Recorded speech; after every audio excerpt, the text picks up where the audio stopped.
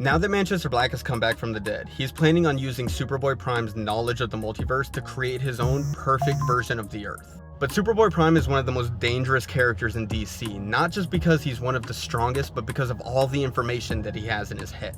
And now, in Superman issue number 40, we get to see the final clash between Manchester Black and Superboy Prime. So let's get into it.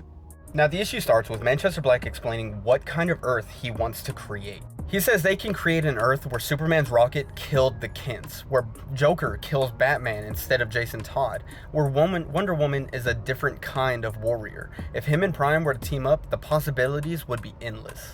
But Prime refuses. He says that all those other Earths are just Elseworlds, and Manchester Black is just trying to make the Earth a dark mirror of what it's supposed to be. So Manchester Black uses his new mental powers on Prime, and he shows him what the League and all of his new friends really think about him. But Prime is able to break out of the hallucination whenever he realizes that Manchester Black only has these new powers up because of their mental connection, so they must still be inside of Prime's head. So everything that Manchester Black has been showing him has been fake. Prime then punches Manchester Black and takes him back into the real world. And they start to emerge from a comic book at the comic shop that Prime now works at. So now they're back in the real world. But Manchester Black still has his new reality bending powers, and he creates a word balloon in the shape of this giant muscular man. And the word balloon starts to attack Prime, punching him while Superboy Prime just tanks the hits. Manchester Black then starts to talk to us, the reader, and he says that he's aware that some of us out here want to see Prime hurt for all the evil things that he's done. So he starts to slap Prime around and he starts to throw him around the shop.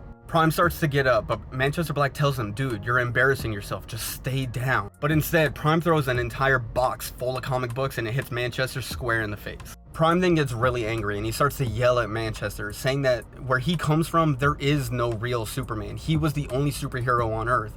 In Manchester, he grew up in a world full of heroes. If anybody ever needed help, Superman was there to save them, and all Manchester does is complain about it. Prime says, shame on you, Manchester, for not appreciating the fact that you had a real Superman, because where he's from, no one is coming to save them. Prime then grabs onto Manchester's head and he tells them, if you want all of the information I have inside of my head, then you can have it all. But all of the information was too much for Manchester. It overloaded his brain and it sent him into a coma. And after taking Manchester Black to the Watchtower, Mr. Terrific is able to send Manchester into the Phantom Zone, so he's no longer a threat.